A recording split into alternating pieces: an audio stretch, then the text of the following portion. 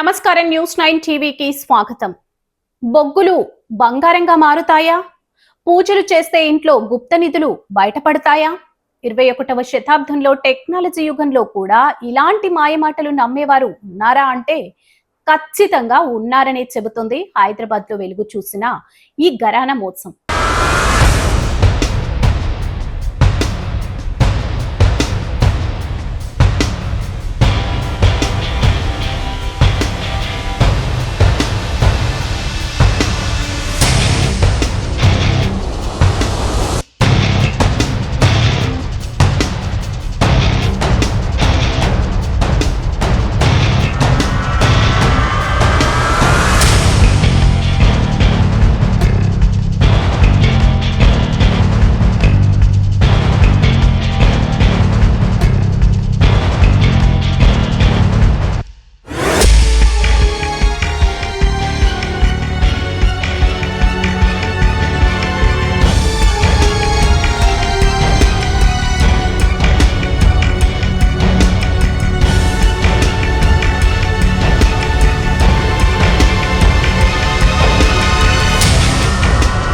వినడానికి అత్యంత దిగ్భ్రాంతికరంగా నమ్మశక్యం కాని విధంగా ఉన్న ఈ కుంభకోణం చూస్తే మీ మతి పోవడం ఖాయం.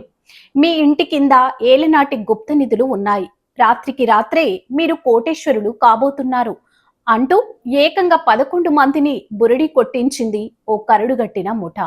అమాయకుల అత్యాశను అంధ విశ్వాసాలను క్యాష్ చేసుకుంటూ గుంతలు తవ్వి అందులో బొగ్గులు నకిలీ నాణాలు పాతిపెట్టారు. తాము చెప్పినట్లు గుట్టు చప్పుడు కాకుండా పూజలు చేస్తే ఆ బొగ్గు కాస్త దగదగ మెరిసే బంగారంగా మారుతుందని కట్టుకథలు అల్లారు. ఆ మాయగాళ్ల మాటలు నమ్మిన బాధితులు ఏకంగా ₹1 కోటి సమర్పించుకొని నిలువున మోసపోయారు. ఇంతకీ ఈ మహామోసానికి సూత్రధారి ఎవరో తెలిస్తే మీరు మరింత షాక్ అవుతారు. వీడిదో పెద్ద మాంత్రికుడు అనుకుంటే మీరు పప్పులో కాలేసినట్టే. ఇతని పేరు మహమ్మద్ మునివ్వర్. వయసు 36 ఏళ్లు. చేసేది కారు మెకానిక్, పెయింటర్ పని. చాలని జీతంతో బతకడం ఇష్టం లేక షార్ట్ కట్ లో కోటీశ్వరుడు అయిపోవాలని ఇలా అడ్డదారి తొక్కాడు. సయ్యద్ అలీ, అష్రఫ్, మహమ్మద్ హజీ, మహమ్మద్ సల్మాన్ అనే తన 3 స్నేహితులతో కలిసి ఈ మాస్టర్ ప్లాన్ గీశాడు. కానీ పాపం పండగ మానదు అన్నట్లు ఈ కిలాడీల బాగోతం పోలీసుల చెవిన పడడంతో సీన్ రివర్స్ అయింది. పక్కా స్కెచ్ తో ఎంట్రీ ఇచ్చిన కాకీలు ఈ 4 మాయగాళ్ల ఆట కట్టించారు.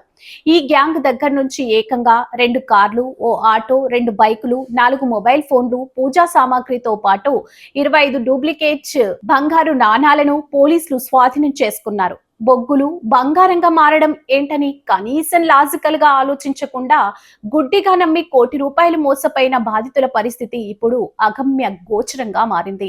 ఈ ఘటన సమాజంలో ఇంకా పాతుకుపోయి ఉన్న అంధ విశ్వాసాలకు ఒక చెంపపెట్టు లాంటిది. గుప్త నిధుల మాయల పేరుతో వచ్చే ఇలాంటి కేటుగాళ్ల పట్ల ప్రజలు ఇకనైనా కళ్ళు తెరవాలని పోలీసులు హెచ్చరిస్తున్నారు. మరెన్నో సంచలన వార్తల కోసం చూస్తూనే ఉండండి న్యూస్ 9 టీవీ.